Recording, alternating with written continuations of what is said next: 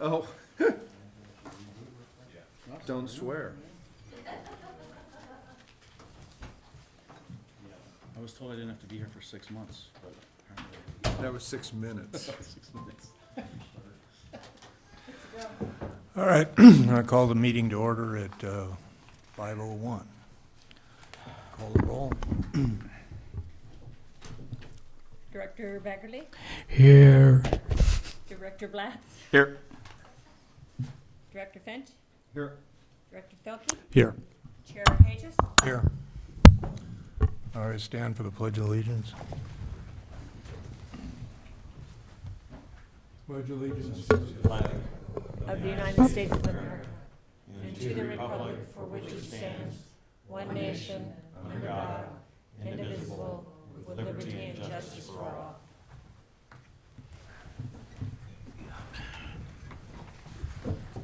All right, director comments. Peter. Yes, nothing to report from the mutuals. Jim.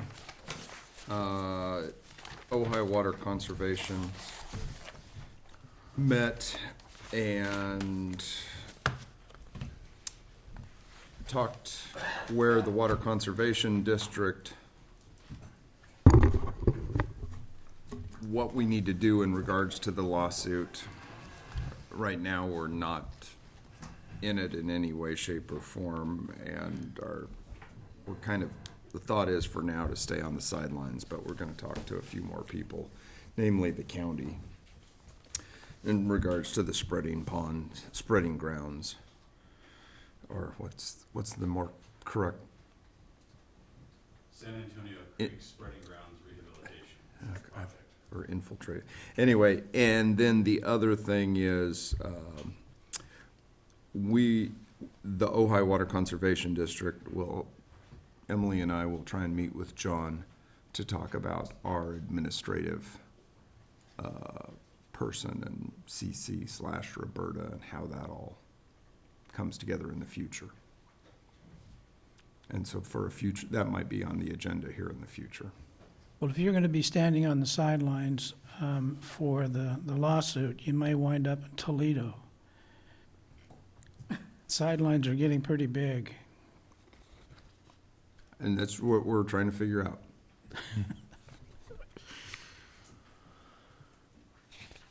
Okay, City of Ojai. No update. Casitas. Casitas.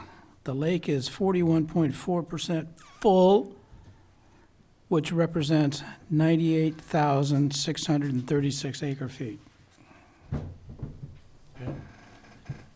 630, 6. Russ, was it 42.3 last time? You'd have to ask your clerk. I think it's in our agenda.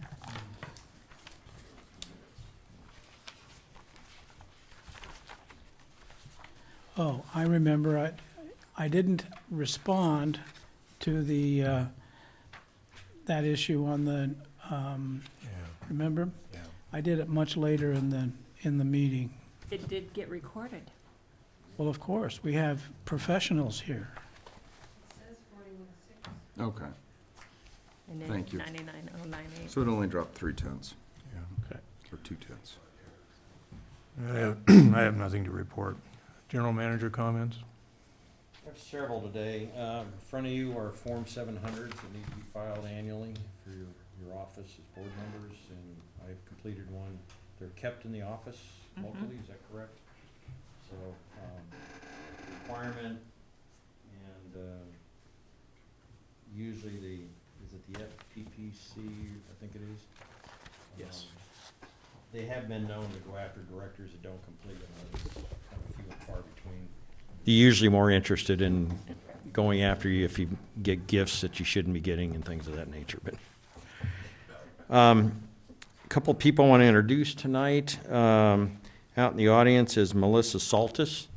Melissa's helping us with bookkeeping work and been coordinating with CC and Roberta the last week or so. So you'll be seeing her on occasion, but mostly focused on the bookkeeping efforts. Roberta Barbie, next to CC, is going to be replacing Cece. And so she's been busy the last couple of weeks learning the ropes, and hopefully it's not been too overwhelming for you. But it is busy, I know. I met with Jordan on Tuesday, and we outlined our groundwater sustainability planning responsibilities, and so we worked on some of that. And then I'm going to need to talk to computer technicians, website people, and database people. The database person for OBGMA is going away, retiring. The website is going to have to be updated, as well as have a section that deals with groundwater sustainability plan. So we're going to have to start building that piece of it for our public outreach effort. And then the computer tech, we just need that person. He got a job at He the got it, school okay, district. that's right. So we need to get somebody that we can call if we ever have a problem with the computers in the office. And I think that's all I have to report. Okay. Jordan, basin status report. Thank you very much. The simplest way to put our basin status report today is that the basin is in a relatively good standing. We just downloaded data from the Elrod well that we use as our key well, and they've had some pump issues. So their pump, I believe, has either holes in the column or is otherwise affecting our readings. We noticed a distinct drop-off in the water level, like the logger itself had been raised by some 100 feet. So we collected a manual water level measurement today, which will anchor and then back calculate and requalify the water levels that were automatically recorded since the last manual measurement. That being said, we measured a 107.76 foot depth to water today, and that would be about 10 feet shallower than the peak last year. So we're going to have to go back and requalify that and do some more calculations on what exactly that means. But the basin is in pretty good health in storage. On the discharge side, as you know, we monitor the discharge on San Antonio Creek over the bedrock notch that represents the surface water outflow of the basin. And as of yesterday, the flow was 0.96 CFS. That's around 400 and some odd gallons per minute. It's the lowest that we've seen since we started measuring this at this point back in July of 2019. And it certainly represents the opposite trend of what we're seeing in the loggers in the Keywell area. So just food for thought as that continues to go down, absent any rainfall, and water levels are staying relatively stable in the production portion of the basin. We'll get a bit more into that under another agenda item when we discuss the Wildlife Conservation Board grant and the project that we'll be working on to that end. Would it be prudent for us to be measuring the perched and the deep aquifers separately? Yes, and in fact, that is the purpose of the Wildlife Conservation Board grant project for the OBGMA. I knew that. Other questions? All right, now it's time for public comments. If anyone has any comments on items that are not on the agenda, now's the time to speak. All right. Consent items. We have the board minutes from the February 4th board meeting.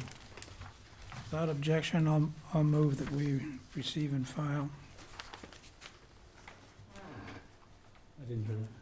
We need a second for the board minutes.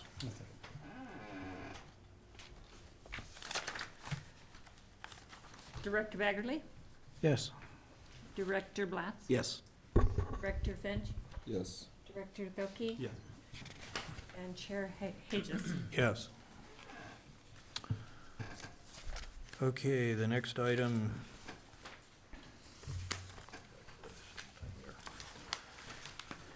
We have the treasurer's report. This is item 8A.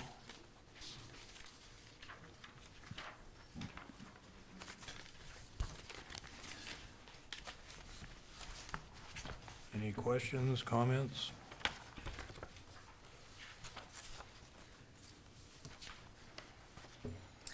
So has our budget been updated, given the changes in staff and accounting? No, the budget's still, the only updates we were planning to make, there was some revisions made in this, how the line items are presented, and we haven't done that, and we'll be working with Melissa to try and get that squared away. But right now, we don't have any additional dollars in the budget because right now we got contracts before you tonight. But I couldn't tell you what some of this is gonna cost specifically, because it's on an as-needed basis. So we have time for, Roberta will be essentially taking over Cece's duties. So we've got a budget for that. What we don't necessarily have is a budget per se for Cece's continued work. We have a sense of what that's gonna be. And then for Melissa, we'll have to kind of just get a feel of how much effort she's gonna need to put in. So we lose somebody and we hire three. That happened before. Applicant treasurer.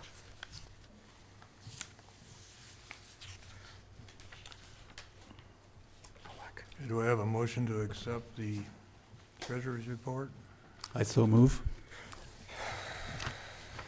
Second. Director Baggerly? Yes. Director Blatz? Yes. Director Finch? Yes. Director Spilkey? Yes. Chair Hages? Yes.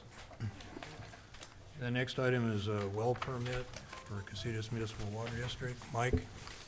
At the last meeting, you asked us to bring this item back and had some questions. Casitas has a presentation we'd like to make on this item and give you some background and history.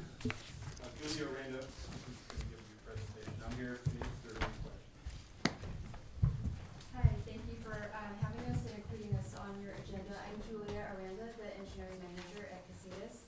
I'm not a hydrogeologist, I'm just an engineer. So I have backup. Mike and Virgil Clary, he's been the project manager on some of our recent well rehab projects. So I will walk you through some of the projects that we've been doing at our well field and why we applied for this permit for a new well.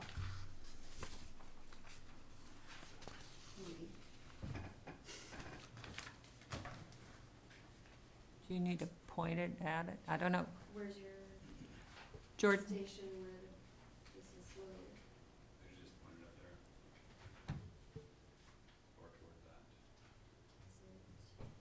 How about toward the box, wherever it charges? There we go. Okay. All That's right. Subverted. I wanted to do a puppet show. So, as you know, Casitas acquired the Ojai water system from Golden State in June 2017. Among those assets were the 6 wells at our well field that's on Grand Avenue on the east side of town. They straddle San Antonio Creek. There's 3 wells on the west side, 3 on the east side. The 3 we call the mutual wells. They're 4, 5, and 6. Apparently there were 3 previous wells. And then we have San Antonio well 3 and 4 and the Gorham well number 1 on the east side of the creek. This table kind of shows the as-is condition when we acquired them. I don't know if this doesn't have a pointer, so you can see the date of construction. A few of the wells are what I call mid-century, mid-last century wells, Mutual 4 and 5 and San Antonio number 3. I also want to point out the materials they were made out of were mostly carbon steel at the time. The newer wells, even the Gorham well, even though it was in '96, was also carbon steel. But Mutual 6 and San Antonio 4 are stainless steel or a combination of carbon and stainless steel. when we acquired the system, we hired, Good. Water Systems Consulting to perform a condition assessment, and they in turn hired Pueblo to, take on the wells and evaluate the condition of the wells and give us some, recommendations. These were the 4 wells that they identified had the most serious issues. Again, you can see due to the age, of the wells themselves and the materials that they were constructed of. Here's the baseline conditions compared to the conditions when Pueblo did their analysis. You can see if you look kind of at the bottom line of the combined pumping rate, we're about 1/3 of what the baseline was, or at the time they did this analysis. You can see, for example, San Antonio number 3, was 550 gallons a minute and dropped down to 152. You can also see a significant decline in the specific capacity that we lost about 80% of the specific capacity from when they were originally constructed. Is it original construction or design? I have a binder of information. They basically took a lot of the information we had from Golden State and what they could find on the state's website. And there had been some rehabs done. They had taken, changed out pumps or motors at some point. And I have kind of a compendium of all that information. So it's all the most recent information that we had from Golden State at the time. When was the current pumping rate done? This, Pueblo did this in 2018. That's what the recent numbers Okay. are. Do we have any idea what the basin level was during that period, Jordan? Yes, yeah, it was during a period where we didn't see very much recharge due to the clogging associated with Thomas Fire debris. So it was relatively subdued.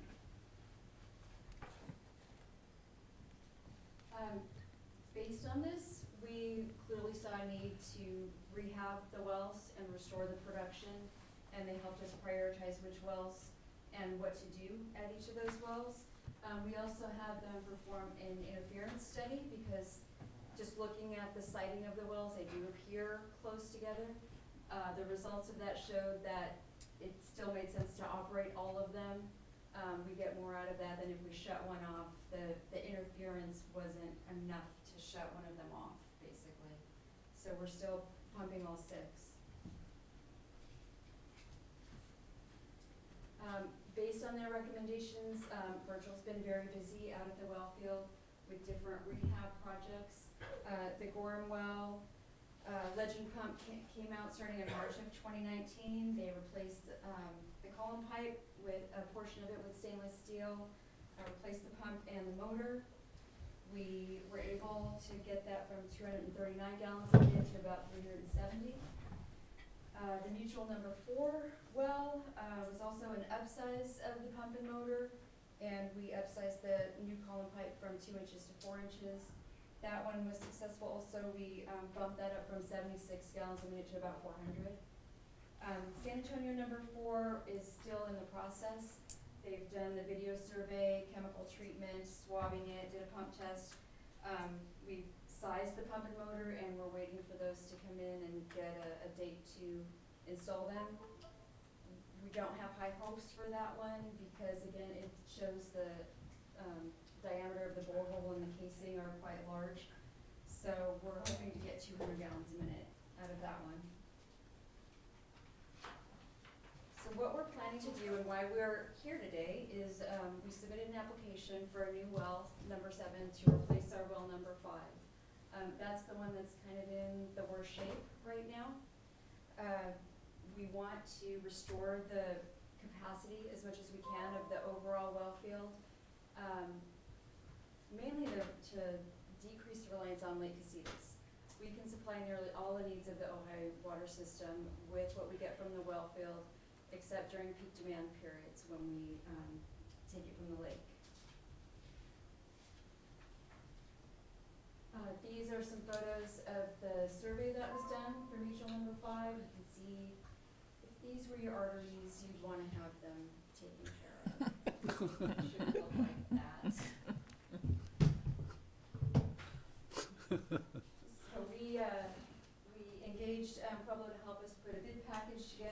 mutual, number 7, we're currently coordinating with, Division of Drinking Water to modify our permit with them.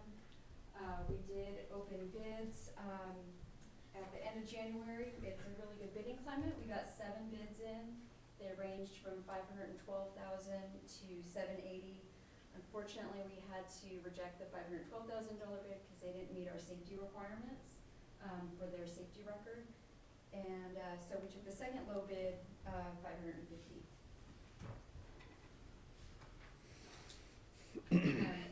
Mutual well number 7 is gonna go, kind of hug the westerly portion of our property, get it as far away from the other wells as we can.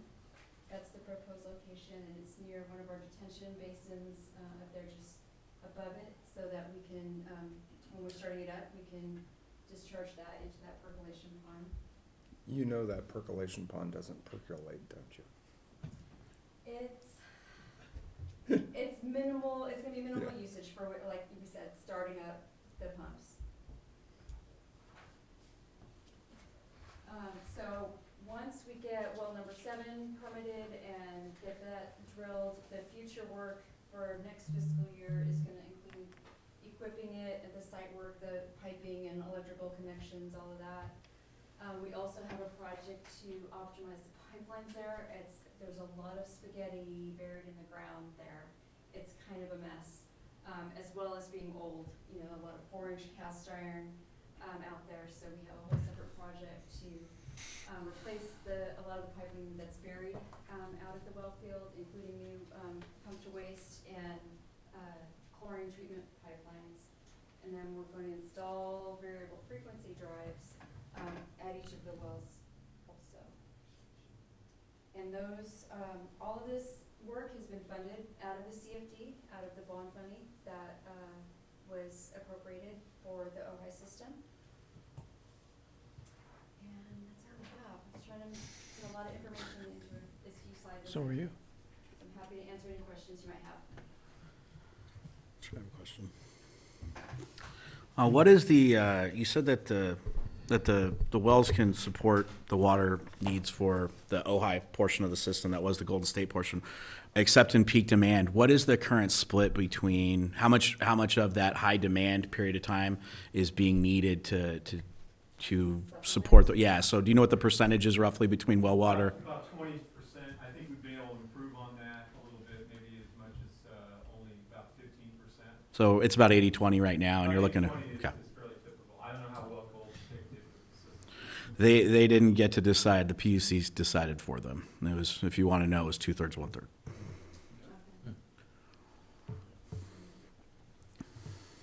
Jordan, is this area where they're gonna propose to drill, are they gonna go through the perch zone? Yes, there should be, as far as we can tell, an extension of the perched zone in this vicinity. How thick it is, how saturated it is, why it might limit percolation in the sediment basin there, is something we can find out during this drilling operation. Many of the questions that I would have and the board would have would be answered if we were able to implement the conditions that we'd suggested for the permit. And then I have some other questions just based on the presentation. That And if it does perforate that zone, one of the conditions should be that there's no perforations in that zone, correct? correct, yes. Yeah. And it's almost by state law or water well standards that it would need to have a deep enough seal that it would seal out that zone anyway. Yeah. So the other wells, the older wells, or do we know whether they're perforated in that zone?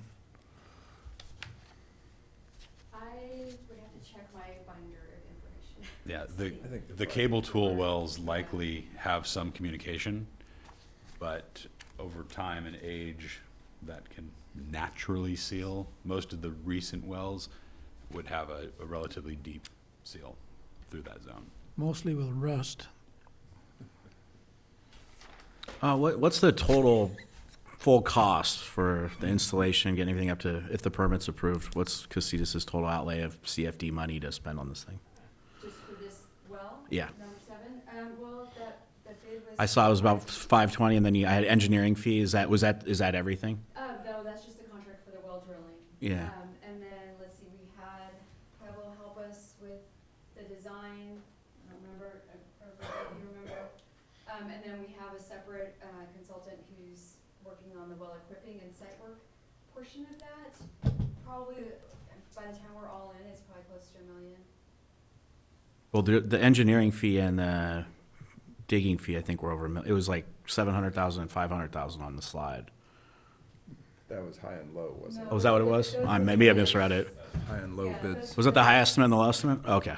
Those were just the bids for the well drilling. It's, Okay. range. And I'm not in any way. I'm just curious because I know how much it costs to put a mutual number 6, and it was $3.2 million. In case anybody wanted to know. So. Okay, I was just curious. That wasn't it. I just was absolutely curious. Thanks, Mike. Well, and you have to understand under the PUC rules, the private water companies are allowed to add 20% on top of all their cost. Unfortunately, I'm well aware. I'm only taking 10. Or 3 times as much as the case may be here. Yeah. Do you have a general plan for what your ultimate goal is as far as capacity? That is a good question. I can't say that we do. That well is generally meeting the needs most of the year.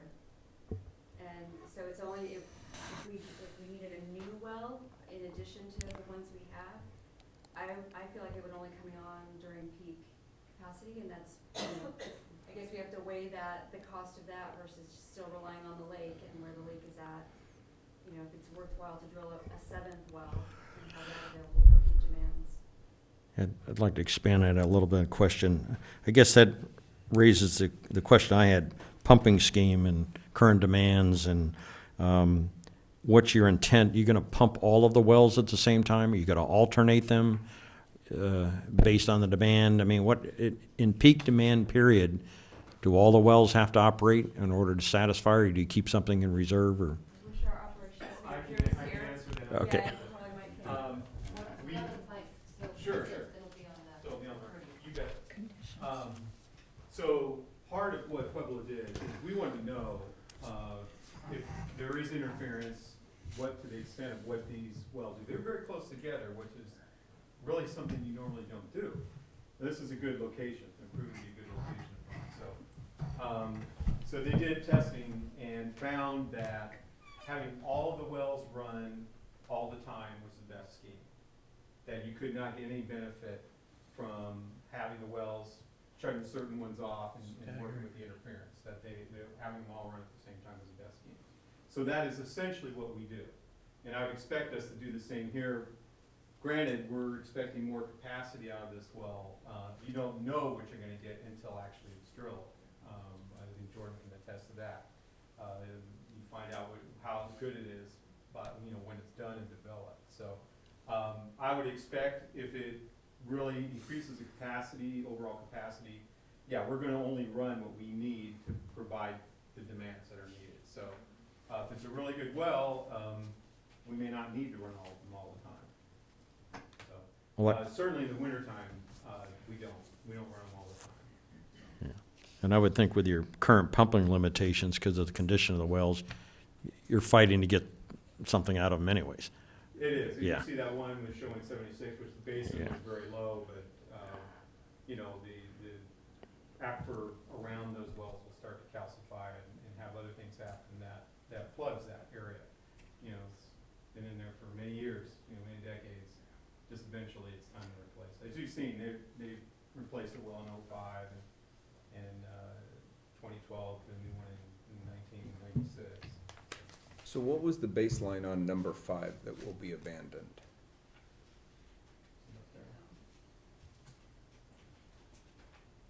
So that was 275, was the baseline, and then Yeah, it was number pumping 5. 76. No, Oh, I'm sorry. Isn't 5 the one you're, Right, you're right. Replacing 140. It was 670. so will this one be designed at that 670? type of level depending? We sent it for 400. Oh, you're designing for 400.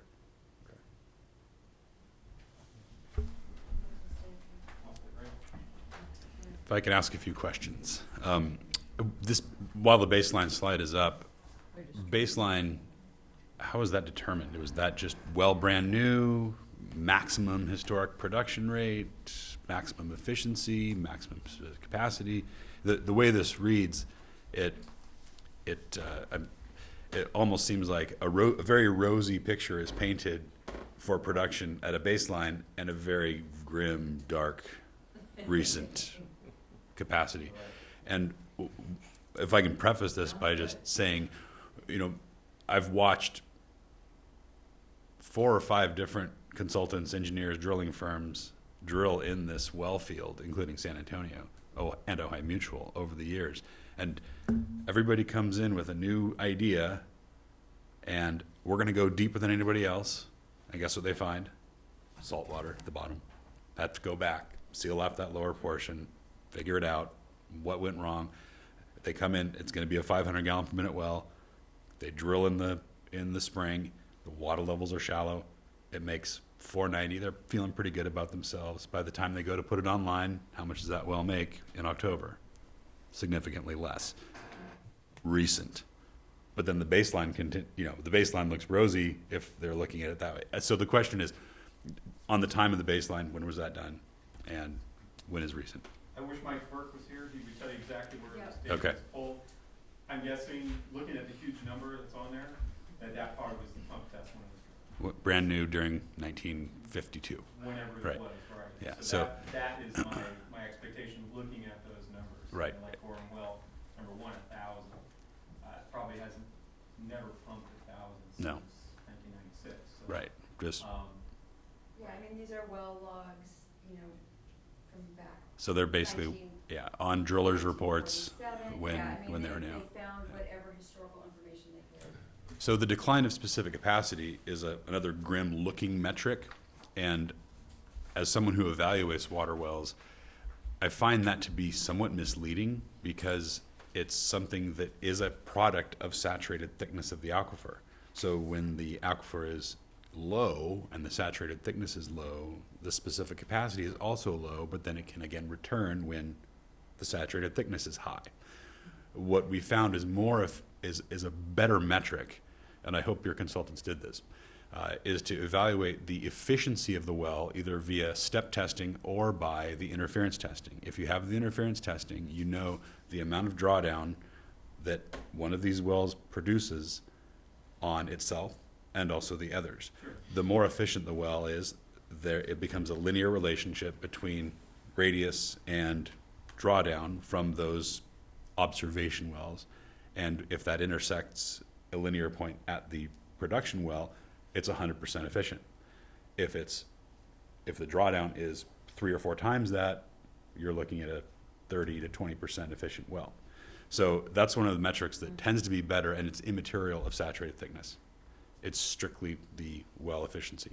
So that's one of the standards of the practice that we've come to employ for that. So anyway. I do have the well interference report Yeah. with me, if you'd like to see it. And that would be helpful because 17, 18 years ago, we did that aquifer test. Well, Or I might something. know, this well is heading towards 0. Yeah, right. That's It's certainly, what this is about. This isn't about No. trying to increase efficiency per se.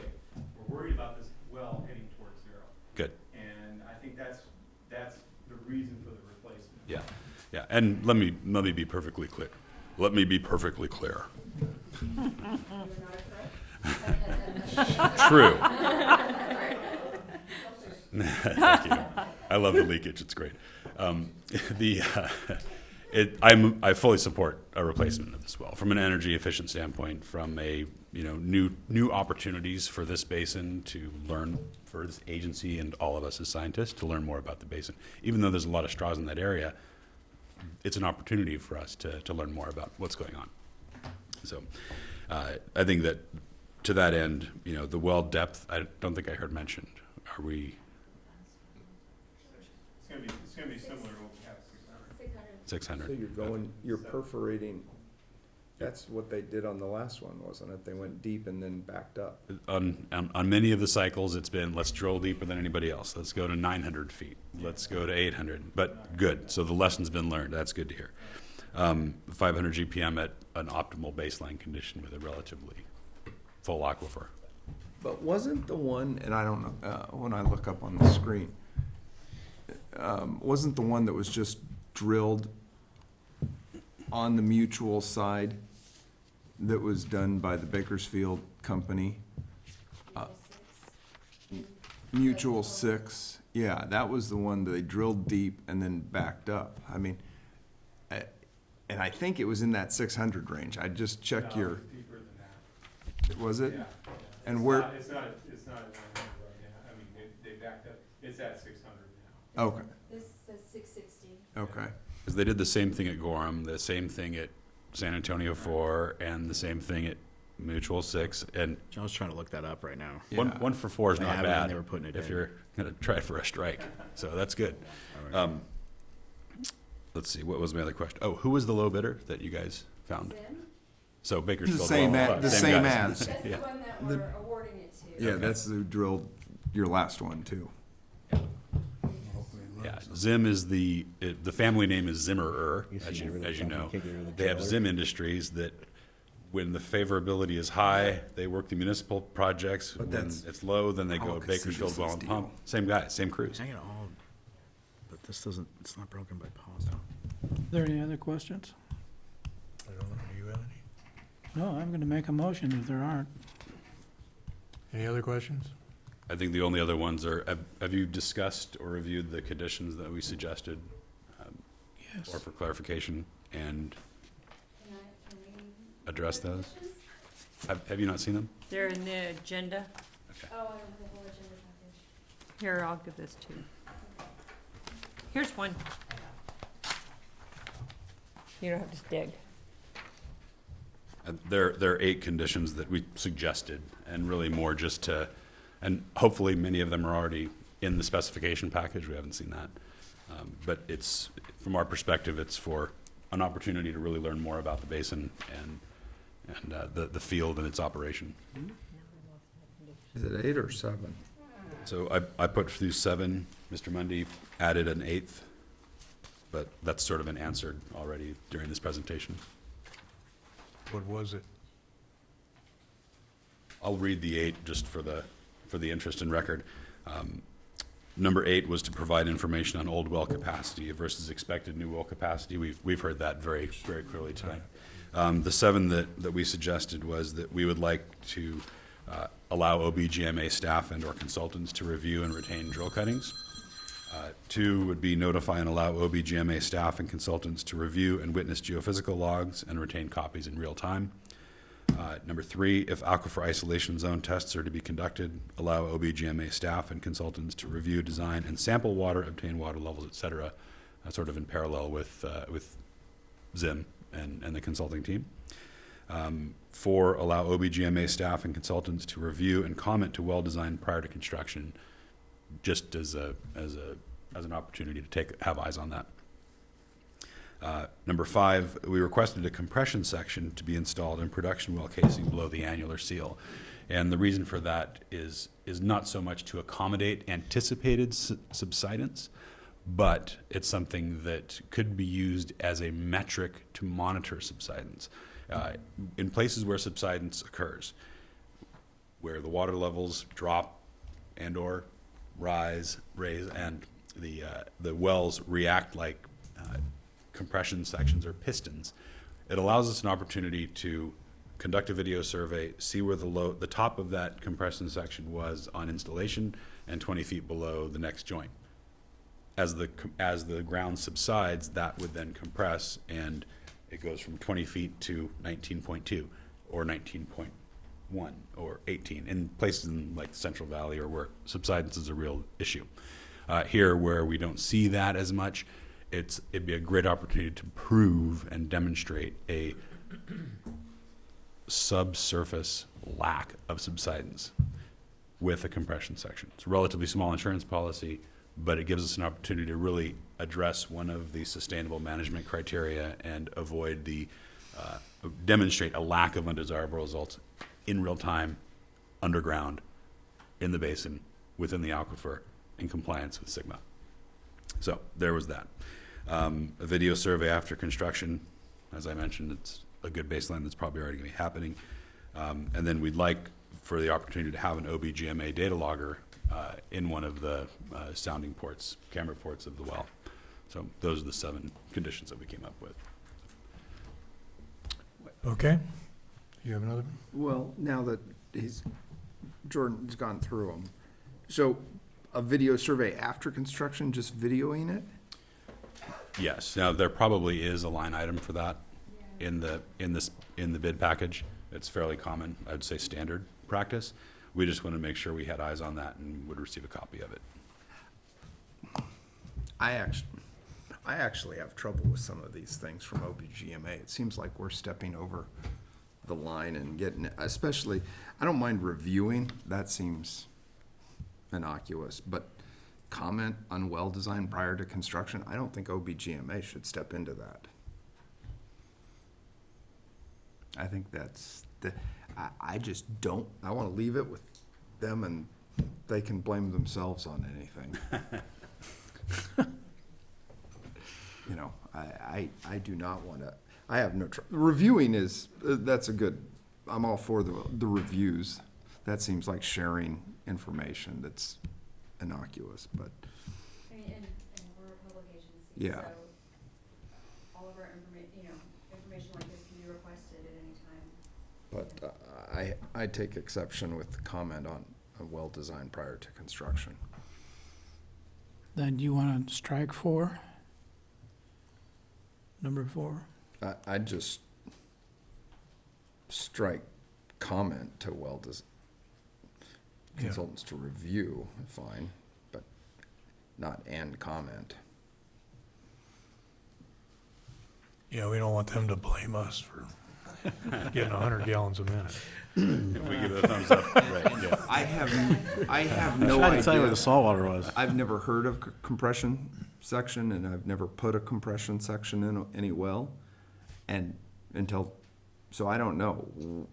What's Is the one engineer- specified? I don't know, and I don't know how much that adds to the cost. Yeah. Either that sounds like a change order right off the bat. Right. Can we put look at putting compression section? It's just a suggestion. I mean, It's can't, important for We're gonna comply. GSP purposes. But It can't- is something we need to address in the Yeah. GSP. And but subsidence, I mean, given what these surveyors are getting to the, 16th or 32nd of an inch with bouncing off of lasers, I don't get how this subterranean gets us any farther than modern day surveying on subsidence issues. Yeah, So you'd have to explain it. Sure. Jordan. It's an in-aquifer opportunity to demonstrate without remote sensing via the lasers and the LiDAR and Yeah. benchmark survey elevations and things of that nature to get underground data that is specific to the aquifer of concern or the package of aquifers of concern. And we don't expect subsidence. We don't have a lot of record of subsidence, but if there is a spot that subsidence would theoretically occur, and the challengers would say there's subsidence in Ojai, be careful. It's in this cone of depression, in this well field with the long-standing lower water levels basin-wide, and it just gives us an opportunity to. So it's one section of pipe? One section of pipe, 20 feet long usually, with a 5-foot section of larger diameter above and a 5-foot section of larger diameter below with a smaller section. Let's say it's a 16-inch diameter casing, and I don't know what the diameter is, but that's fairly standard. You have 16.5 inch for a 5-foot section here, 16.5 down here, and 16 in the middle, such that it works like a dual piston in the middle. And it's not welded, it's locked in, and it's at full extension on installation of 20 feet. So you have a joint where it's welded to the casing section above and a joint where it's welded to the casing section below, that if there's no subsidence, it's always gonna be 20 feet. You get down there with your eyeball of the camera and can measure that to the 10th or even 100th of a foot in the zone of concern and demonstrate a lack of subsidence. Could other things cause it too, though, like seismic events? Usually not. There's always motion. We're in a tectonically active area. But as far as that vertical compression that's measurable, typically not. Jordan, are there any other wells with this built into them? All over California. Yeah, but not in the, no, I mean, in our basin, in the Ojai In basin. Ojai, I don't know of any. Okay. Is this something that you would start applying to anybody else who's gonna apply for a permit? I think it'd be a great idea if we had the funding to actually fund these things through some of the grants that we get. So that, yes, it's an expense to a well owner, but because the OBGMA might want it as data, at some point, this might be something to put in an action item for the groundwater sustainability plan, that the OBGMA uses grant funding to reimburse well owners who put these things in. And this data is important basin-wide, and the CFD payment, the fact that the money's coming out of the CFD spreads that cost around to the most people it possibly could. Seems appropriate as well. But we don't know how much it costs. That's the one thing we don't know. I mean, we're not talking, I mean, are we talking $100,000? We're talking $10,000? We're talking? These usually usually far less than a $10,000 delta Okay. in a well construction project. But it's a suggestion. Sure. Please consider. Yeah, we'll get a number on it and report back. So suggest a compression Yeah, section suggest. shall be installed in production casing well. So there's a mixed metaphor in there, obviously. If it's a suggestion and shall, it's not No, an absolution. but I guess I'm kind of sitting here as looking at it from their standpoint and so, anyway. Well, in order to measure this, do you have to pull the well? Again, based on the well design, we don't know. But if the well has a camera port and sounding tube, which many modern wells do, you can access the well casing below the pump without removing it. So a video survey could be conducted. Today, we have those done for $700 or so. Get your DVD and you have your depths, and you can measure that every year. Maybe there's a time where you can. Does Casitas mind doing it? I mean, is Casitas objecting to that as part of the permit? If it's less than $10,000 and it's gonna provide good data? I wanna make sure we get a price. Yeah, get a Right, price on it. Yeah, I would like to know how his I mean, I don't wanna stick you with a $100,000 bill either. member of the CFG. Yeah. I think as a suggestion, that would be helpful. Yeah, I'd like to know how much it is. And I think we'd like to put it in to help. I have a the question. science, figure out the science on this, what's All going right. on in the basin. Sure. Russ? Jordan, And maybe help the well last a little longer. I have a question for you, Jordan. Yes. If these things are designed to move, They're not. they're not? Oh, the well, I see, that thing is. The compression okay. section, compression think of it as a section shock is. absorber. Yeah. Like in a car. Right. Very Well- similar concept. What's the threat of the leak, a leak, or how are you gonna? It being how- a weak spot. Yeah, how you gonna know whether or not it's gonna be 20 feet down? That's in the perched aquifer. No, it would typically, and we would leave it to the consultants and engineers to design. Typically, these are installed below the seal. So if the seal is 200 feet Oh, deep, 50. this is something that goes in from 260 to 280, and then the perforations begin below that. Okay. Then it wouldn't cause a problem. Right. And just, as a frame of reference, we've designed wells that are 4,000 feet deep and have 3 or 4 of these compression sections in them in the Central Valley to accommodate known subsidence. And we enjoy vegetables because of that kind of thing. China. All right, anything else? Then I'm, The drill cuttings, when you say review and retain, the drill cuttings, are you gonna take responsibility for them? Just samples, not the cuttings in a whole. That's how I read it. Yeah. You may have Yeah. all the cuttings. Yeah, well, You haven't been do we need them? Do we Yeah. need them yet? Yeah. He has these little tackle boxes filled with cuttings, and it fills his office. It's, When you're in the office, you are literally surrounded by miles of earth, yeah. vertically from all over the. Okay. I think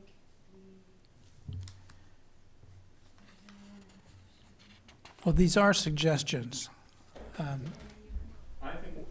I think we need clarity on whether they're suggestions or conditions. I think we need to, the motion, whatever it is, needs to include whatever conditions are gonna be imposed on this permit application. My understanding where we're at now is item 4, we're gonna strike Have to comment review. on design. And item 5, we are suggesting a compression section. Is that correct?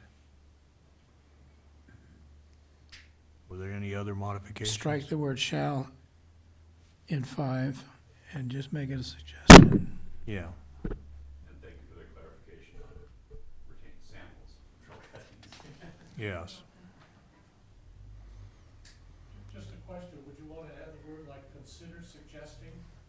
And the consider may give you a little bit more flexibility there. Consider suggesting instead of just suggesting. Just a question. Let me say this, I would recommend that it says that they shall install it unless Casitas comes back with a finding of it being too expensive. And then they're forced to do it unless they come back and this board tells them they don't need to. And it's not a policy set for every well that goes in, it's just for this particular installation. And if they think it's too expensive, I think they could come back to this board, and the board would probably be willing to hear why it didn't need to go in. But I'll leave that to everyone else. Will that set a precedent for other pumpers that want to drill new wells and so on and so forth? Maybe. Precedent? I think, Should He's not. saying it in this regard since it's a public well type thing. Yeah, Well, I mean, it's a- if it's gonna go in somewhere, it should probably go in on a Casitas well that's being paid by the CFT. I think there's some principle behind that. Of course, that's more Richard's. it's a more large, Richard's situation. large well field, you're more apt to have a significant zone of compression and depression. And you're not gonna have that in your standard single-family homeowner well. It's, I can't see that being a condition on their wells. Well, I would just think, come back with what the cost is. I think all of us are gonna be reasonable if it's too much. If we can do a dozen surveys for what this costs, then it's not worth it. Oh, I'm trying to make that CFD money stretch as far as I can. So are we. Yeah. All right, there's no other Are we comments? sure we know what the conditions are supposed to say? Cece has them. Cece's got it? Yeah. All right, I'll make the motion that we approve the well permit with the suggested conditions. I'll second that. As suggested by Director Blatz, I think that particular condition? Yes. that was my understanding, but Okay. Yeah. On all the conditions? No, On, on No, number it's five. just- for number 5 should be that 4 they. and 5. It's no. it's a requirement unless Casitas determines that it's too expensive, and then they come back to the board. I agree. Okay, Number, that's on number 5. number 4, strike comment and comment. And comment to well? No, just strike and comment. Okay. Thank you. Can I just ask a question too? About if a well is coming out of commission as a result of the new well going in? in number 5 is, Is it?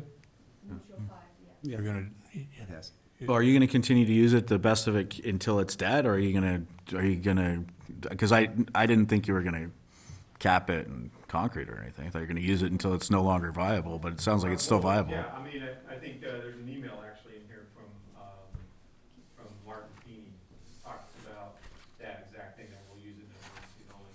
So it'll be pulled off the DDW list as a certified well.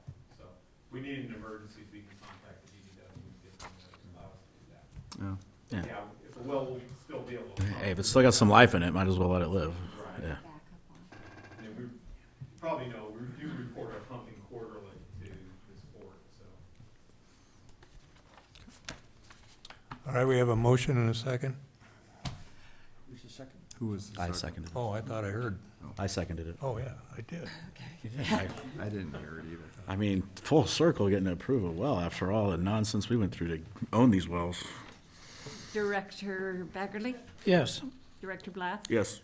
Director Finch, Yes. Director Felke, Yes. Chair Hages. Yes. And make sure you note Stumble over. who the Thanks first for- and second was, because the initials are the same. Well, Mike, thanks for taking the time to Oh, explain. absolutely. I appreciate your diligence in that.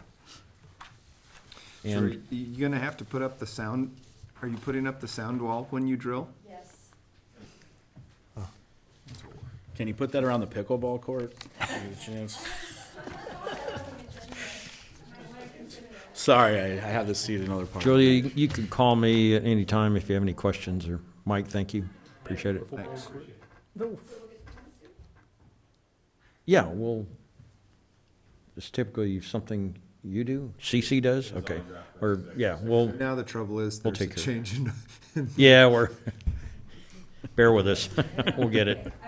Our next board meeting is March 11th. That's when I'd like to submit it to award it, basically, and get going.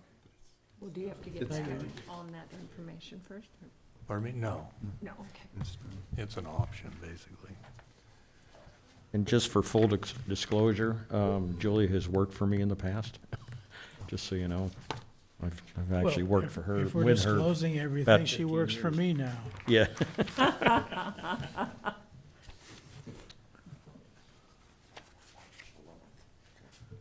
All right, John, the cost of service analysis is next. Yep. At your last meeting on February 4th, I had put an analysis together in the packet, but it was just one. And you had asked me to come back with multiple analysis, and I did put four in here, and I was hoping we would have an opportunity to project tonight, but I'm not sure it's working. But I do have the spreadsheet in front of me on the computer, so if you wanted to look at some different numbers, I could at least read off some similar things. But in my memo, essentially the first, number one, let me find my memo. The first spreadsheet was essentially what I had put in the last board meeting packet. It was assumes there's a $400,000 grant with 133,000 local match. Shows an increase in the extraction fee of $22.66 per acre foot, but for this current fiscal year, it'd be half of that because of the timing of the change, if you were to decide to do that. That generates an ending reserve balance of $51,105. The numbers that I put in here, and I have line numbers. Line 49 shows the GSP expenditures. I also included, I think in revenue, under revenues, I put grant reimbursements. So they're not going to be on the same time frame. So you're going to get typically less money than you might expend early on. But you got to have a cash flow. And so that's part of the issue here, is because if you're out spending $150,000, you got to have some cash on hand in order to do that, and then you're going to ask the state for reimbursement. And again, you haven't approved a grant, but I just want to show you what it looks like financially if you do that.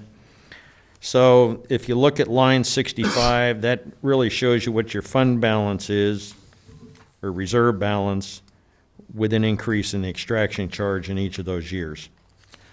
If you want to do, if you don't want to accept the grant, and that was the next one, next spreadsheet, just assumed $100,000 a year for 3 years, and there would be no grant reimbursement, and that shows a much smaller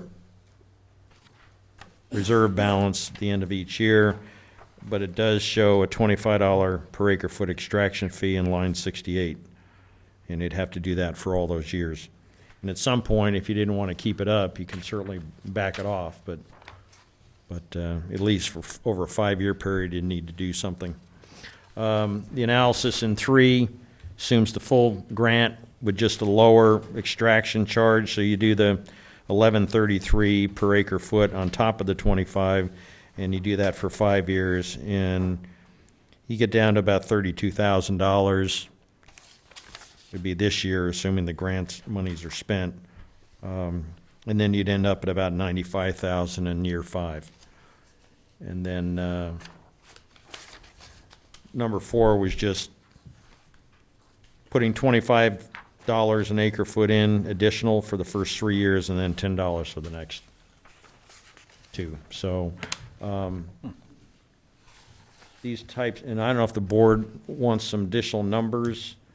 If you have any comments or thoughts on this, but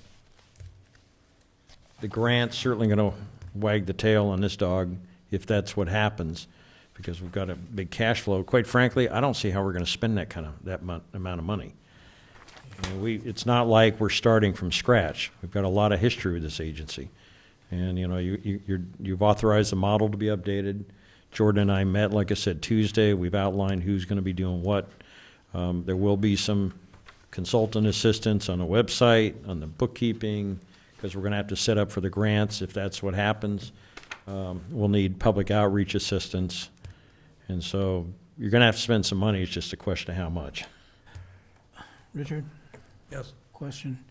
John, what's your best guess for the scenario that would allow us to pay as you go and still get the work done? Well, Jordan and I talked With the grant or without the grant? about the grant. Without the grant? Without the grant. I think you're at a minimum of 300,000. In my view, I don't know. I mean, Jordan, you got any thoughts on this? Because we talked a little bit about this the other day, and it really depends on how much outside help you get. And certainly, there's a lot of this that Jordan can provide assistance in, but there's some areas, we're going to probably spend, I'm going to guess, $40,000-$50,000 just on public outreach.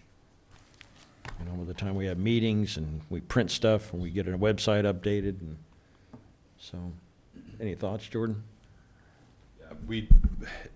If we're looking at the bare bones, check the box, groundwater sustainability plan, cobbling together what we have, that's the shoestring budget. The grant allows it to go to the, excuse me for a second.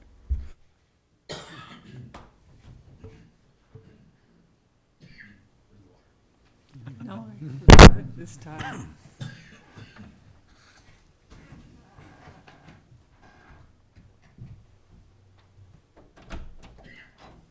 Let me say this, he recovers.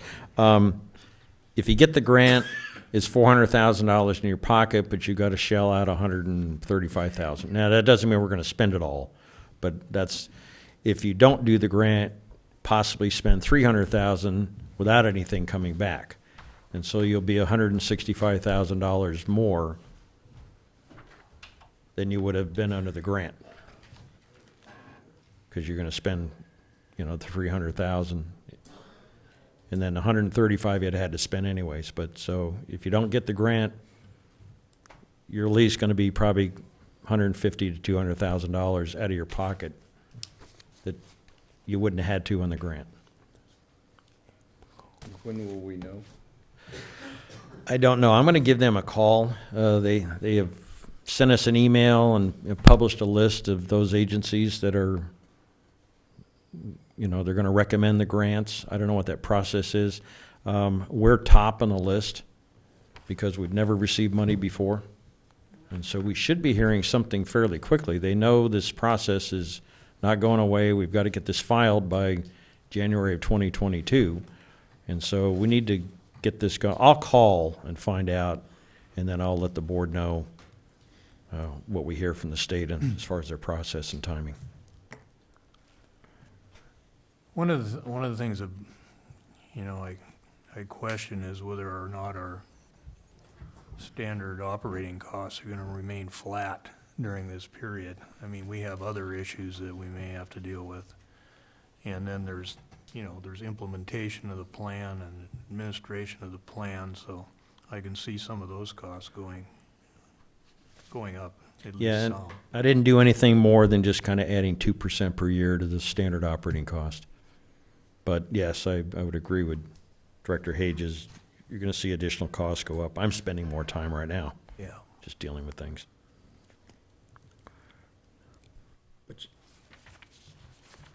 But these didn't add 2%. Well. Some he did. I didn't necessarily do it in each line item. It's just under, if you look at 39. total expenses, yeah, at 52, that should go up, well, it didn't. What happened here? I'm sorry. Let me look at the original. Well, that didn't work either. Oh, here, total base operating costs, it's line 39. So you'll see a small increase in each year as you go across. And that's about a 2% increase. I just didn't add it to line items. I was just trying to not spend a lot of hours on this thing.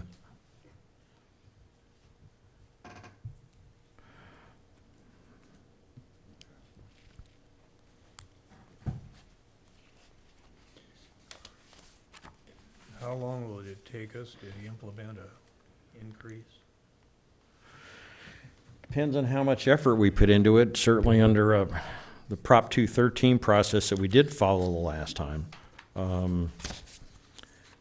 You got to send out a notice to all your pumpers. You have to give them advance notice 45 days prior to a public hearing. You got to have the public hearing. And then I think you're going to be into this at least 90 days, a minimum. And I've actually, it could be, 4 months. It's really where I see it. But isn't there some thought that under the GSP, you don't have to go 213 because this is for the GSP? Peter, can you speak to that? 218. Yeah, with regard to preparation and adoption of a GSP, I think it's a fairly abbreviated process that you can go through. And all that's required, I think, is a public hearing, that you hold a public hearing. So you could go pretty quickly on that. I would suggest, though, that you do a full cost of service type of analysis, so to support it in case there is any objection. After the GSP is adopted, it's a little bit more complicated, and you have to follow some of the procedural requirements related to Prop 218. However, you don't have to go to a vote of the pumpers. So, and this is all set forth in SGMA. There's effectively 2 sections in SGMA that deal with the fees and increases in fees and what are the requirements associated with that. And but where we're at in the process, I think we could do it pretty quickly as long as we could demonstrate the need for an increase in extraction fees. Is this increase in extraction, is it designed to just cover the GSP costs, or is it designed to increase revenue in general? Because, I think it would be under Prop 213 if it's exceeding just the cost of the GSP. Yeah, so the And it looks like it's, well, it statute- depends on which option is chosen too. Statutory authority in SGMA is only related to preparation, adoption of a GSP. So I would say that the incremental increase would have to go to the preparation and adoption of the GSP and not into the general fund. Well, just hypothetically though, this board could decide to increase the cost based on just the cost projected for the GSP increase, and then separately increase pumping costs through a 90-day procedure to give notice and do that, and supplement that increase if it was going to be for regular revenue. That'd be another option. If I understand you, Well, I'm just trying to make sure everybody, I'm trying to make it easier, not harder, but obviously this isn't designed to just pay for, these increases aren't matched up with the GSP costs exactly. not in the way that the spreadsheets lay it out. That's it would correct. seem to me. Jim? Ryan, in this one, we're capped at the 25. Is that what the rule is? Well, no, and I'm almost looking to Russ. He's the keeper of the grail on this. legislative right now, didn't it get raised to 25 and we're now at the 25 legislative cap? We had that discussion the last time we raised rates, and I think, Peter, you opined on that as well. So you're saying his revenue can't get increased over 25, only the GSP? The 218, it isn't even a 218, it's, last time, I think, Well, Assemblyperson Limon helped us with upping it from whatever it was, 15 or 1250 to. Is the cap at 25 in the code that created OBGMA? I think Yeah, it the was statute. amended to. Okay. the I didn't know that. OBGMA Act has $25 maximum pump charge. Okay. Thank you. However, was opined by the attorney last time, because you've got a new law, SGMA, Right. Right. it allows you to do other things. Right. But where I was just thought Ryan separating was those at two. was Oh, yeah, driving yeah, at two different things. Yeah, And I yeah, think we're agreed. stuck on that 25 until we get maybe even, inflationary language or something thrown to that. Okay. And so the line item is GSP I get it. for the Oh, other line okay. item. I think you're So, right. so you're suggesting we're stuck at 25 to cover operating cost? For the time being. And then under SGMA, we could increase a pump rate to cover the cost of the GSP. Yes. Well, we can also increase, later on, increase the fee to manage the GSP without going back to the legislature. Because If- we have that authority under the GSA, is that correct? Under Sigma, yeah, you would, the board would have to make a finding of necessity, but Sigma would allow that, yes. So what we might be able to do is, if we do this together, follow the Prop 218 protocol and raise the rate to cover the GSP, and if we need to raise the rates to cover anything other than that, do it at the same time and call out the difference between the two. Well, do we need to go back to legislature to change the act? No. Well, when you're saying the two, you mean the upfront cost for the GSP and then the management cost of the, under SIG, you're talking about solely under SGMA, though? Yes. Yeah, okay. Yeah. Oh, I thought. It would all be under Sigma, and we take the safest route would be to do it according to Prop 218. Do everything that way, all in one action. Yeah, 218 except for the vote, Right. yeah. Mm-hmm. And the vote, there isn't really a vote, it's a 51% protest, It's a isn't it? protest. Yeah, it's not a mandatory vote, right? Isn't it only if there's a protest? Only if there's a protest, yes. Right. But this is exempt from that protest amount, right? Yes. Yeah. But I would personally not want to go through this pain twice. And so if we have a good projection on what some of those costs would be, at least 5 years' worth, we would have enough money to operate, and then we can make the decision whether we're going to rely on the grant or raise additional funds to pay for it as we go. You have another revenue source, and that's the well charge. You mean the wellhead fee? That's pretty minor. Small. So the catch-22 here seems to be, we're kind of waiting on the grant, but we also have to wait on, do the 218 stuff, which if we kick one down the road, then I would like to see us moving forward with, something where it looks like, maybe if you did $15 additional, it's in that realm of in between the two, and you can always remove it, everybody would appreciate that. They've never seen a fee disappear. And if the grant comes in, we can back it down without any 218 things. I've done that before, my previous work life. We did the cost of service analysis, went to the board, recommended 5 years of increases, but annually we'd come back to the board and do a budget update, our revenues, where we're at, and as part of those meetings, we'd recommend whether to continue to proceed with the increase, which was already approved, or to say, as part of your motion tonight, we're not going to increase. Well, and Casitas has done that same Yeah. thing with their water rates. I'm thinking more in terms of actually, I think we have to front load our costs. I mean, all the things it starts heavy and then it backs off. So I'm thinking about, you actually get it in place. You charge you try and get it in for the summertime. That's when you really generate the money that here in Ojai, and you get, something in. But mine is not scientific. I'm just looking at these without running an Excel spreadsheet, so. I will also say, I pay $47 to United and change. Yeah. How low does our reserve get in any given year here? Under 31 on some, 32. When I did this analysis 3-4 years ago, the agency was going to be out of money in 2 years if we didn't raise the pump charge up to $25. And we did that. But then there was still a need for additional revenue, and we decided to come forward with a wellhead fee. And so right now, absent any groundwater sustainability cost, we're growing a fund balance every year. We've got about $150,000. But we were down, I think I estimated we would have had maybe $2,000 left after a year or two before we raise these rates.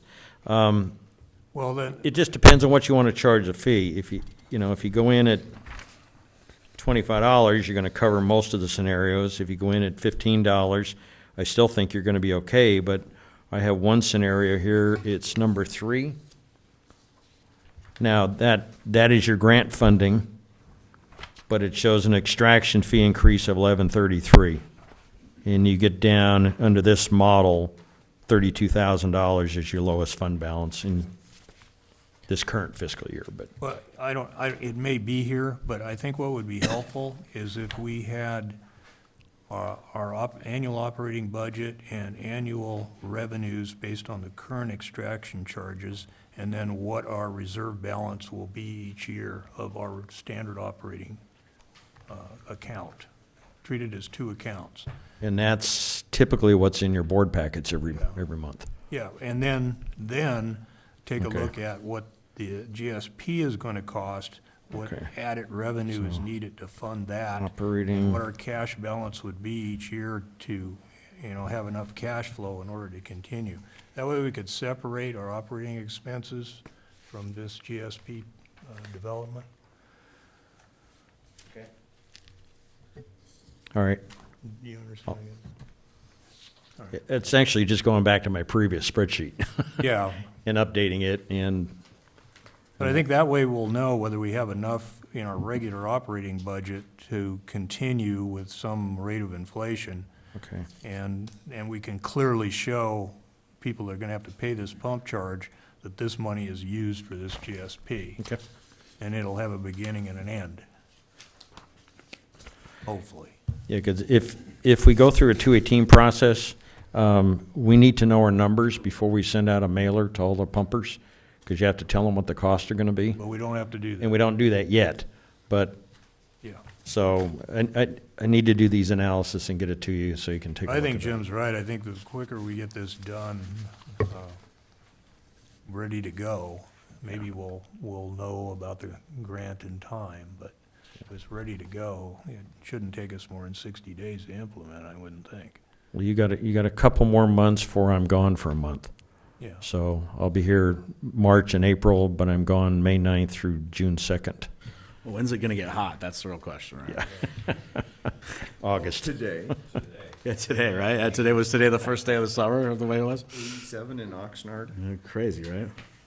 And I really appreciate the feedback. I hope all of this is helpful to the board. I know you want to get it reconfigured a little bit, but I'd much rather be talking about this now instead of 6 months from now when you don't have any money left.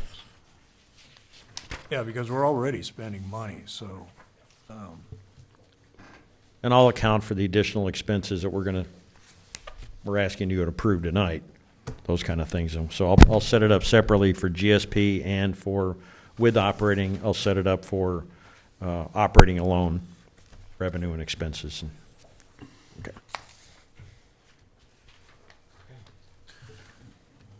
And you want to see that next month? yeah. Okay. All right, John, the first employment agreement, or the employment agreement, item D. Several months ago, Director Hages and I had been talking about having employment agreements for your hired employees. And with CC's departure, we had drafted an agreement, but with CC's departure, that kind of got put by the wayside. But now with Roberta Barbie, I resurrected that draft agreement, and that's what we presented to you tonight. Outlines essentially duties and responsibilities, outlines the salary and benefits that the board would authorize to be paid, and also authorizes that you look at those costs annually, and whether you want to review it and increase compensation to your employee. This particular agreement, it's considered an administrative assistant clerk of the board position. It's recommended to be paying at $30 an hour. You've got at-will employment in here. You got the compensation. Included a couple of other things, a monthly cell phone service allowance, because it's nice to be able to call somebody, and not necessarily, because we don't have an office that's open 40 hours a week. And so the Monday, Wednesday, and Friday, 4 or 5 hours a day. It's nice to be able to call somebody. And then over the years, CC's been getting the medical reimbursement, so I thought I'd continue a piece of that as well. So the costs are not going to be any more under this agreement than what you've been paying for the current clerk position. Roberta, have you reviewed it and accepted? Thank you. John, let me clarify, because in my board packet, it was the older version of the agreement. Oh, I'm sorry. Before the one that I provided some minor suggestions to. Yeah, and we did update that in the signature copies. I have the originals that you The ones I updated. sent, the Yeah, updated 'cause ones, yeah. We didn't get those until after the package had gone out, Peter. So Do you want to? Peter's reviewed all of these agreements tonight and made some recommended changes. You want to look at what she's got? Because we printed the updated agreements. I just want to make sure the board is looking at the updated agreements, right? If they're approving them, that's what they need to look at. Peter, do you know what the changes were off the top of your head, or more complicated than that? I've got, I believe, red lines that I brought with me, so. Okay. I guess you can read it into the record, but I don't know how big the changes are, so. I mean, I looked at, most of them were pretty insignificant. I mean, They weren't substantive. yeah. Okay. They were just clarifications, trying to make the agreement flow a little bit better and be a little more cohesive. And I knew you'd ask if he looked at them, so. We better get him to look at them. Well, if that's acceptable to the board, do I have a motion? I'll make a motion for the agreement as written with the changes in the final draft. Second. Is that you? Well, We were simultaneous. Simultaneous. Who's in stereo? It's a jinx situation. Okay, who's second? Russ? Finch? Finch? Okay. Okay. Director Bagley? Yes. Director Blatz? Yes. Director Finch? Yes. Director Delkey? Yes. Who am I? Chair Hages? Yes. Okay, the next item, item 8E, is consulting services agreement with CC. Yeah, at your last meeting, you suggested we come back with something that we hang on to CC for a little while, and she's been very helpful, tremendously helpful this last couple of weeks in getting Roberta up to speed on a lot of these things. This particular agreement provides for a $500 retainer for up to 10 hours in a monthly period, and an authority to exceed those hours if approved by the general manager. But if she works 8 hours or 5 hours, she's still going to get $500. Okay, but knowing her and knowing how she operates, and she'll just call me out of the blue. Get our money's She worth, does I'm that. sure. And so,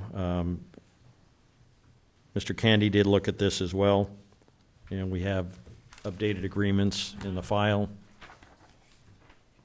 And I don't think there was any really Cece, have you standard reviewed it? changes on this either. Accepted it? Yes. I'll move 80.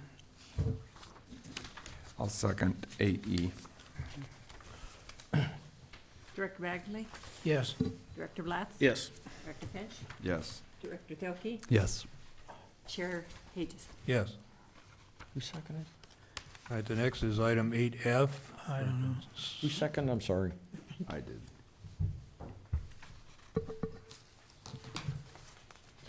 Item 8F is consulting services for bookkeeping services. Yeah, it looks like Melissa had to take off. She said she couldn't stay too late.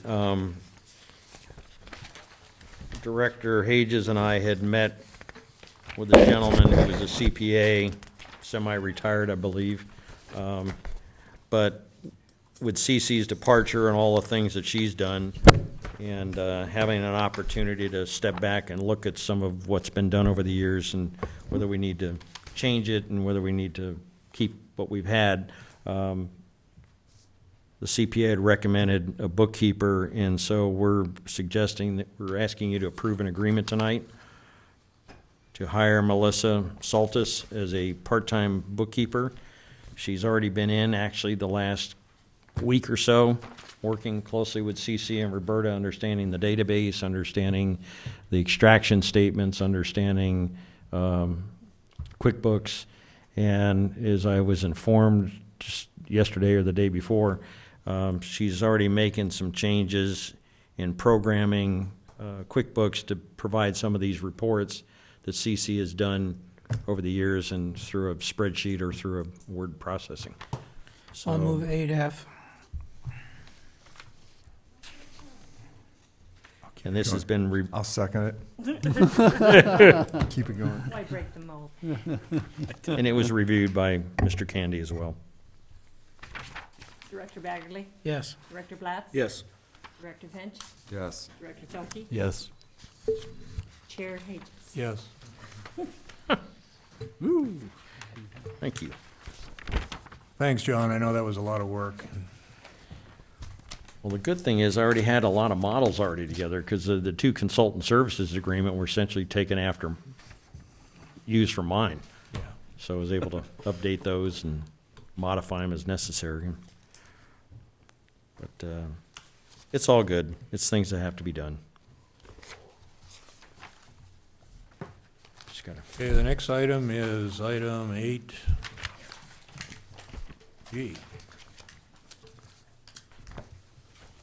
Ventura Watershed Flow Enhancement and Water Resilience Framework Grant. yeah, this is, Could have said settlement. Regina Hirsch spoke to you the last meeting about this, and I was gonna let Jordan talk a little bit about it in general, but it's a grant that's been awarded to OBGMA. Jordan and I both attended a meeting last Friday, I think it was, kickoff meeting on this subject.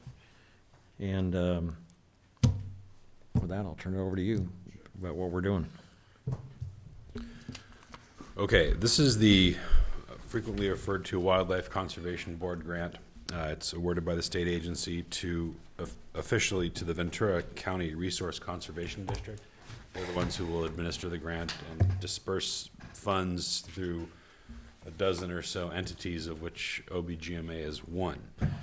This is a grant that stems from an application package that we helped put together in concert with many of the other stakeholders and the Watershed Progressive team who worked with the Resource Conservation District to get this out the door, and it was promptly funded as a potential model for how best to get a watershed to cooperate with itself.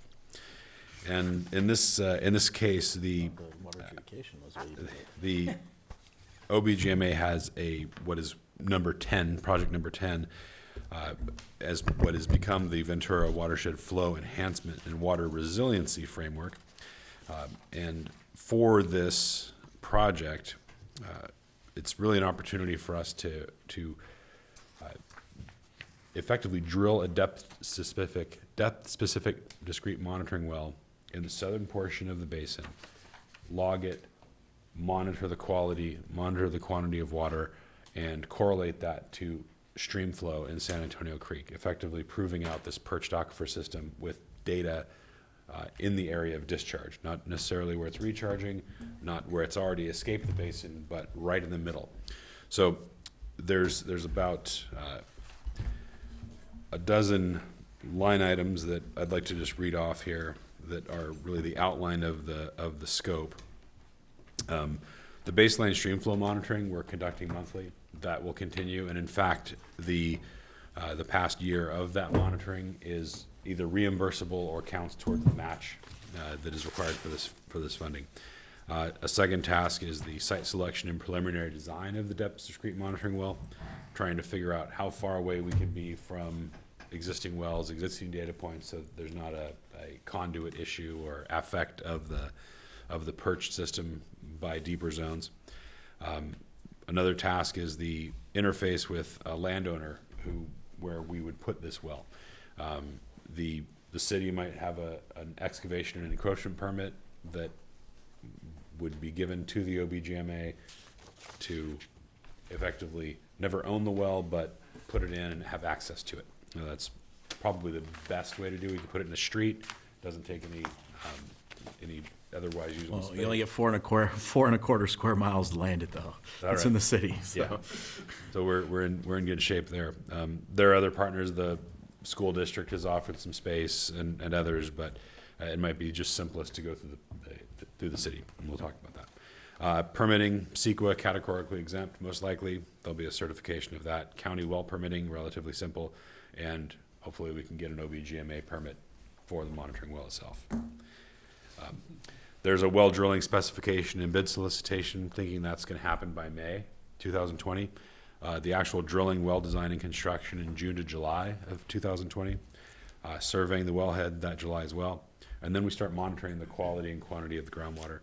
Ideally, we get it quarterly with the first development, say September 2020, December, March, June, September, and December. Monitoring of groundwater levels would be the same as the logger system. So we'd get water levels every 90 minutes from this, report quarterly or even monthly to the OBGMA of what we learned from this well, and a final report to the Resource Conservation District by the end of December 2021. So that's sort of the general approach of what we would do with this. It's the total amount is just over $150,000 local in-kind match of $29,400, of which we can apply a significant portion of work already conducted. Jordan, I've got a question for you. How does that correlate with Exhibit A, which is the work plan and deliverables? When I looked through this agreement, I was confused by the work plan and deliverables, and that, what you just described, is more cogent. Yeah, But- thank you. Yeah, it's the way the work plan agreement is written. It's technically a planning grant, so it's not something of which a whole lot of shovels are used, because it's a monitoring well. It's part of a study which informs the plan, and because so many other projects downstream, literally and figuratively, of this project kind of rely on the proof of concept of the perched aquifer contributing a lot of that flow. It really is. It's really part of the plan. So what we've proposed and we will do is it all rolls into, I think it's their task 3, just planning. So the way that the agreement works, it's a little bit different, and I think we've of course discussed this with the Resource Conservation District, and we can establish through the proper channels of communication that this is what the agreement can be exhibited as. All right, well, you're comfortable with Exhibit A. It does reference Task 3 projects, and Yes. I just want to make sure that it's clear on what we're required to do and what the deliverables are. Correct. So you realize you probably argued your way into a compression section on this well. Oh, yeah. Yeah. For sure. Absolutely. Why not 5? 5 different casings. Are you gonna provide a formal work plan for this, so we understand? Yes, what I was Step is- reading off is a work plan that I provided to John.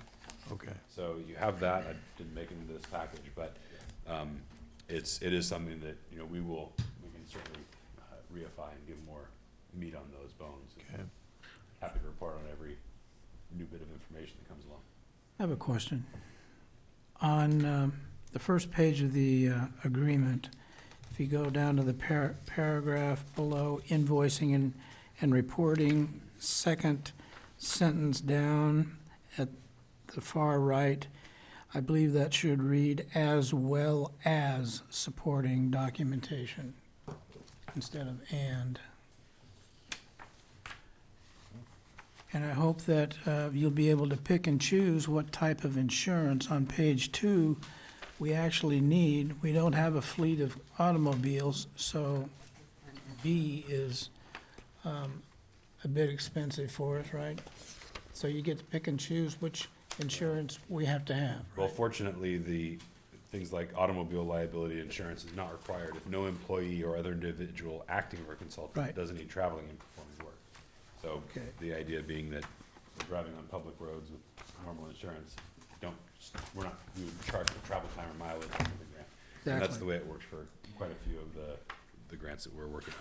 Okay, for the framework of work plan and deliverable summary, in the first or second column, could you give me a little definition of what the baseline actually is?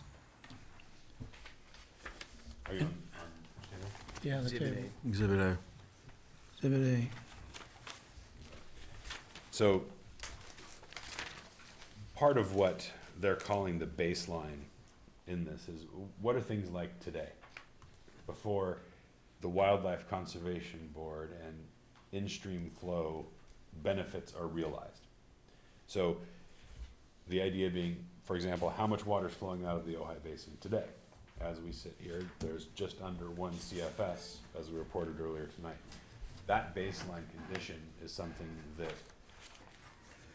if they add some of the projects which are intended to contribute, I think it's 3,500 acre feet per year or something like that to the net surface water flow, based on either recharge projects or diversions or lack of diversions or scheduled pumping, things of that nature that were used to sell this grant to the WCB. So it doesn't matter whether it's a wet year or a dry year? It doesn't matter if it's a wet year or dry year, it's what's the delta, what's going on today, because this project is one of the first that will use any shovels as part of the planning project, and everybody else is planning the projects that will target 3,500 acre feet per year of water that will flow into the streams. This one will demonstrate what it's like before those projects are implemented. Okay, thanks. That's the baseline. Is that clear? Is monitoring of the stream included in this? Yes. A permanent station or just routine? Because it's just routine. Okay. There's no bridge or hard structure that exists between the OBGMA boundary jurisdictionally and the basin boundary geologically. So we can hike there and we can walk there, and every month we're monitoring that flow manually, and that seems to be the most effective. So the work that we've already done could be reimbursable? Absolutely, yeah. Some of it, if it's done, it's a time frame. So April 1st, 2019 to October 18th, when the grant agreement would be dated, counts toward in-kind match. Everything after October 18th can be in-kind match or reimbursable. And we did the math on that real quick, if you want to know, from just going through our invoices really quickly. Those numbers are a total of $4,890, of which $2,390 are post-October 19th. All right. I have a question. Have there been other examples of this type of approach, for example, in other basins and such? Yes, there are.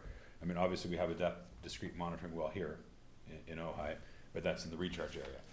This one would be toward the discharge area.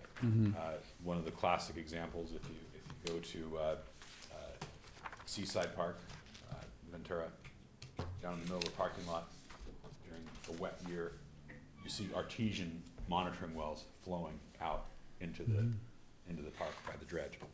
And that's something that you see and you go, what's that? And then you realize it's a monitoring well. It's a monitoring well that has about 3 or 4 nests in it, and that's a common local example.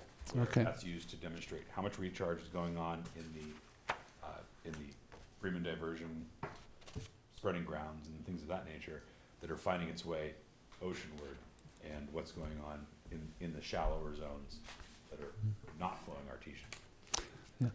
What kind of bore would it be? This is we're looking at a 12-inch diameter bore, truck-mounted drill rig. So I think we'd want to give the local drilling contractors an opportunity to bid on this, of course, and get really competitive bids, because it isn't a lot of money, but it is just a monitoring well. And how about casing on it? So the casings will be 2-inch diameter PVC casings. 5 of them or 6 of them, depending on exactly how many aquifers we encounter and how deep into bedrock we go. The beauty of it is that we'll be able to have a bedrock aquifer monitored, similar to the spreading grounds monitoring well. The basal alluvial aquifer, so we'll know the very quality of the poorest quality water in that zone, and how that water level is affected over time. And then the real production with the freshest water is present, and then the perch stuff. So we're looking at 5, maybe 6 different aquifers. Jordan, does this, I hear planning, but does this actually pay for drilling to Yes. make, it does, okay. It That's is- what I thought, Yeah, but- it's a study that informs the plans. Okay. And that's why it's planning. And it's funny, in the meeting that we were attending, everybody's planning, everything's getting project shovel ready, except for Jordan's project, which will need some shovels to keep us, he calls it Jordan's project, of course. But it's, there will be shovels. There'll be shovels. on the street. And if I heard you right, you think, assuming everything goes according to plan, you could be up and having, real data as soon as September? Even before then. Even before then. Remember, the first piece of data are when we're drilling. Yeah. And we're seeing cuttings come out, and we're logging those, and we're collecting those, archiving those in the samples that we're discussing.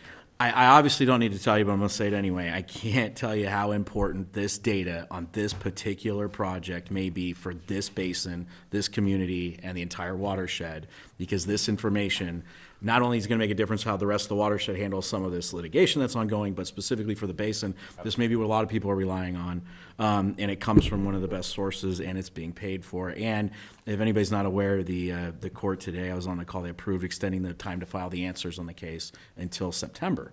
So we know that that they're not going to be closing off the time for people to stop responding to the case until September. And if that data becomes more available, then the sooner the better, but the more we can get it integrated into the understanding of our friends and colleagues in the Ventura area, how this basin is not what is really causing a lot of flow in the Ventura River would be helpful. Was there any rescheduling of the Science Day? There was, but it's tentatively June 1st. Jordan, with the matching funds, what are we going to look at 29 grand that the OBGMA has to put out for this? From this point, we're looking at less than 25, and a lot of that is already in the budget for our monthly services. So we play a little bit of a shell game with those funds are what have been approved and are paying for services already ongoing.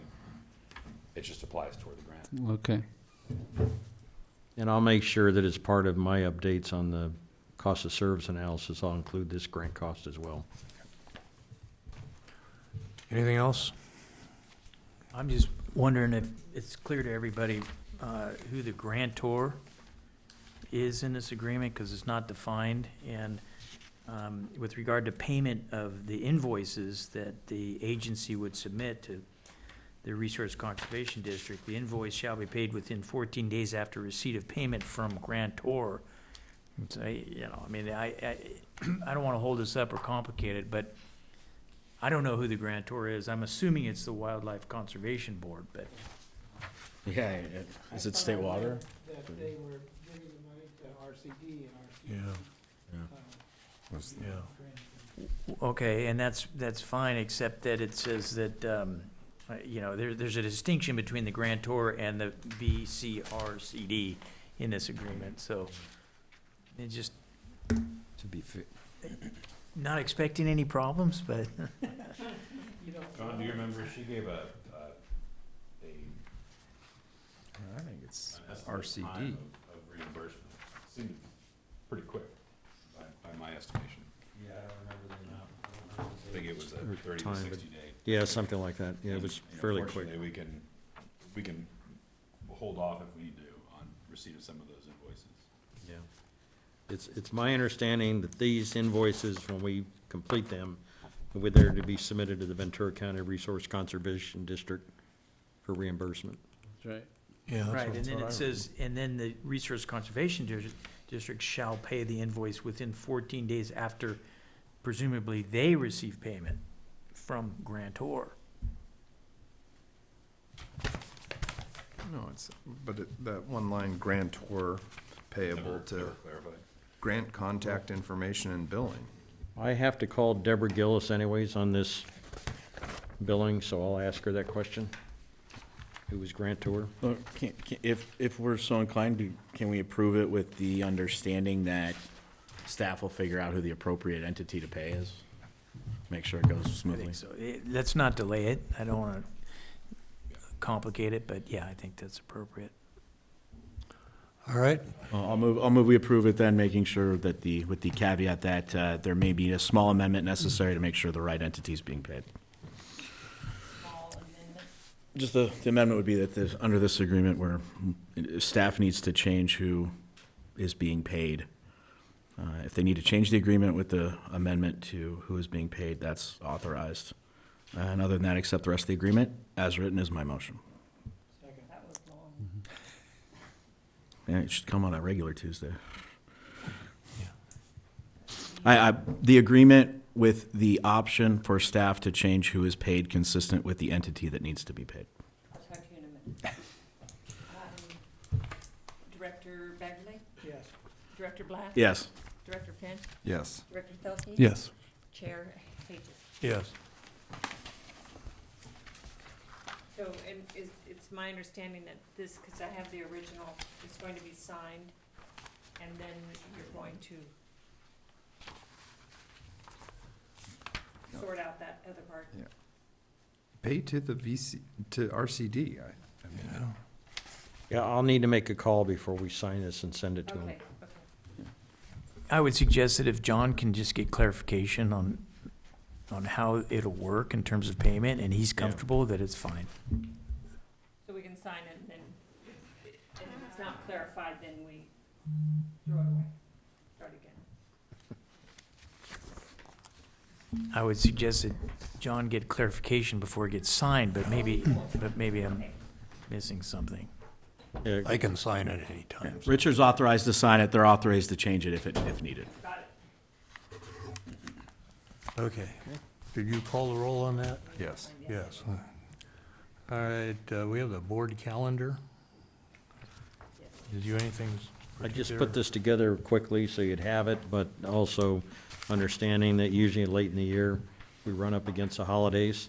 And so we have made tentative arrangements for when was it, Cece? December 9th, to have a meeting, so you wouldn't have one the end of November or the end of December. And typically, we've tried to do one around the first week of December. That was the only open day. Yeah. Starting in February, asking for it, so. Let me know if that's a problem for anybody, because the last thing we want to do is show up and not have a quorum. Or a place to meet. If there are enough face masks to go around, we'll all be here, right? Oh. By then, All right, that it? The last item on the agenda, we had a closed session on the agenda. I don't think we're gonna need it unless anyone wants to go into depth on this. But what I would like to say, I have been, since we've intervened in the adjudication. Real quick, Richard, I have to, because I am counsel on this litigation. I have to recuse myself on this issue. Okay. I'm not gonna say anything that has to do with that, but. That's it, right, anyway? Hmm? Is that our last? Yes. Yeah, that's the last item. Anyway, I've attended 3 of the consumptive users meetings since we intervened, and it's been a real eye-opener as far as the direction this thing is going. The thing that is very apparent is that the work that's been done so far in trying to come to some compromise or settlement agreement does not speak to Ojai Basin issues at all. There's really no one that's been there that has represented the issues related to the Ojai Basin except for individuals, individual pumpers who have, they're protecting their own interests. And there isn't a good understanding among the parties, I don't believe, that how the Ojai Basin works. And most of the issues are on the Ventura River. And most of the issues related to trying to come up with some kind of a physical solution are almost exclusively related to the Ventura River. I think if we don't all come together on the Ojai Basin, the private pumpers, the OBGMA, the city of Ojai and Casitas, and come into some agreement on what we expect out of this, what we don't want out of this, so that we have some leverage in negotiating an agreement. If one does come about, I think we're going to be left shorthanded. So I would suggest that we explore the idea of meeting jointly with these various parties that are now active in this litigation, and see if we can come to some common ground on what our issues are. I mean, one of the questions they asked was what are the drop dead no issues for each group? Well, I made a list of about 20 of them because we're just not in there. They're not speaking to our issues. So what I would suggest is that we explore that, maybe have Peter Candy talk to the representatives of those various groups and see if there's any interest in coming together and coming up with, a common position that the Ojai Basin, all of the people on the Ojai Basin can support during this negotiation that's going on right now. Because I think if we fail to do that, we're really going to miss out, and it may cost us all a lot of money with very little benefit. I think with this grant, we're going to develop some information that's going to be very critical to that, so we are moving forward with it. But if we can't get everybody to come together on a common ground on what we want out of this, we're going to have a real tough time adopting a GSP, because we can't get together on this. And how are we going to get together on all those other issues?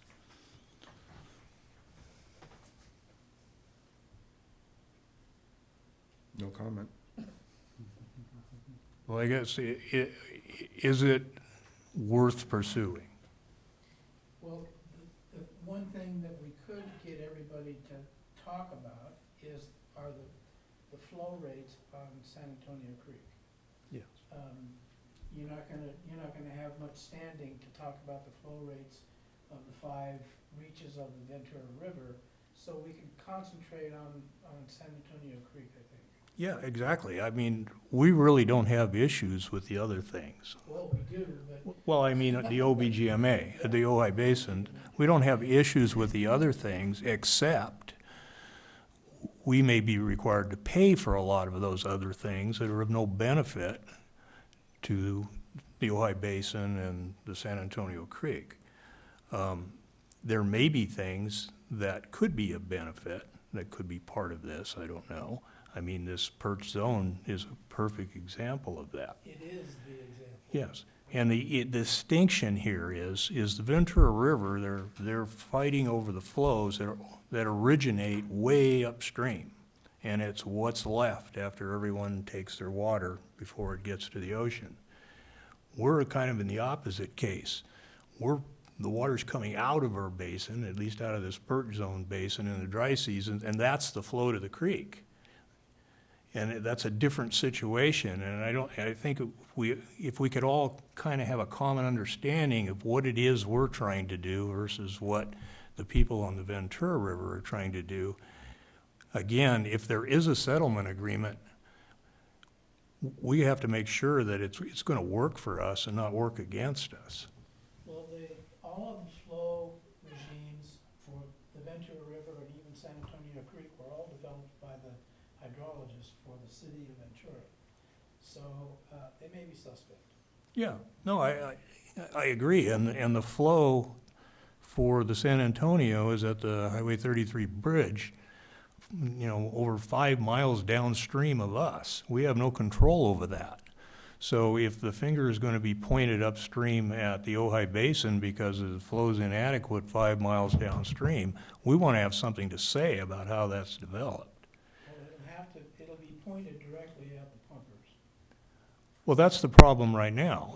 I mean, and the pumpers are defending themselves individually. Maybe they've formed a couple of groups here and there, but there's no unified effort to say, this is how we're trying to manage this basin, and this is what we believe the impacts are.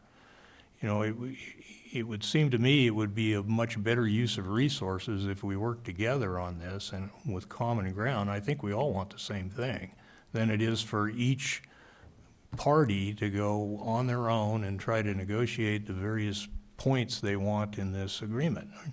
If you go to a full adjudication, sure, every man for himself, but that's probably not gonna happen. That's probably part of the problem, is that the stipulated judgment and physical solution doesn't have anything to do with the allocation of water rates. It doesn't. No. So they need to say, okay, OBGMA, you've got all the data, let's put it all together and have a common ground. So I guess my question is it worth reaching out to these various interests and see if they want to try to come to some common understanding of what we're trying to accomplish? Or are we just gonna let them all go on their own?